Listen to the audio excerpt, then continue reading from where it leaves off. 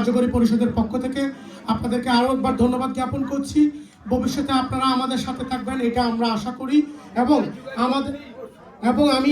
এবং আমি সব সময় আপনাদের এই পাশে আমাদের এই কার্যকরী পরিষদকে আপনারা পাবেন। আমরা কথা দিয়েছিলাম জ্যামাইকাতে আমরা একটা ইফতার পার্টি করব। আমরা অত্যন্ত আনন্দের সহিত জানাচ্ছি আমরা ইনশাল্লাহ স্বতঃস্ফূর্ত আপনাদের উপস্থিতির মাধ্যমে আমাদের অনুষ্ঠানটা সম্পন্ন করতে পারছি।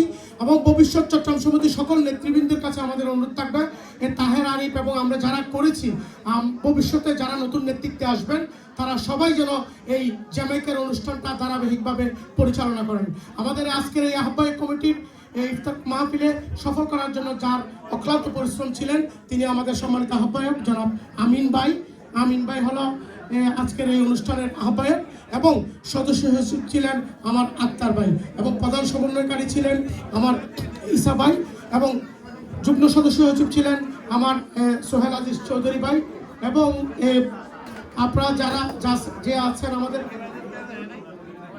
আমাদের কলিমুল্লাহ মাস্টার ভাই আছেন, আমাদের শফিক ভাই আছেন এবং অজয় দা আছেন এবং আমাদের টি আলম ভাই আছেন, উনি পিছনের দিকে উনি আসতেছেন। এই পর্যায়ে তাহার ভাই আপনাদেরকে শুভেচ্ছা বিনিময় করবেন। ধন্যবাদ সকলকে। আসসালামু আলাইকুম। খুব আনন্দ লাগতেছে আমার সফলভাবে আপনারা আসার পরে আমাদের এই ইফতার পার্টি সফল একটা ইফতার পার্টিতে পরিণত হয়েছে। এই জন্য অশেষ সবাইকে ধন্যবাদ জানাচ্ছি। আমি জানি আজকে রমজানের দিন ওয়েদার খারাপ, একটা তো শুক্রবার, তবু মানুষ এত কিছুর পরেও আমাদের ইফতার পার্টিতে স্বতঃস্ফূর্তভাবে যোগদান করিয়েছেন। এর থেকে বোঝায় জামাইকা একটা ইফতার পার্টির প্রত্যেক বছর দরকার আসেনি।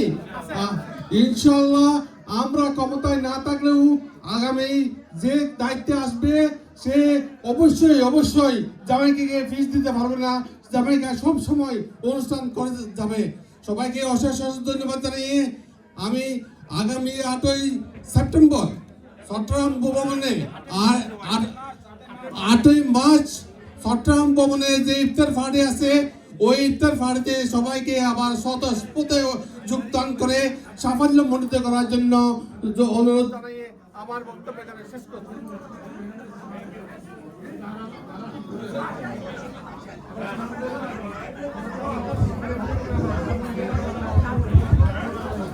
সকলকে আমি অনুরোধ জানাচ্ছি আগামী 8ই মার্চ বুরুলিনে যে ইফতার পার্টি আছে ওই ইফতার পার্টিতে যোগদান করে আমাদেরকে আবারও সফল করার সুযোগ করে দিবেন। সাথে সাথে সবাইকে ধন্যবাদ জানাচ্ছি এবং আজকের মতো এখানে সমাপ্তি ঘোষণা করছি। ধন্যবাদ সবাই।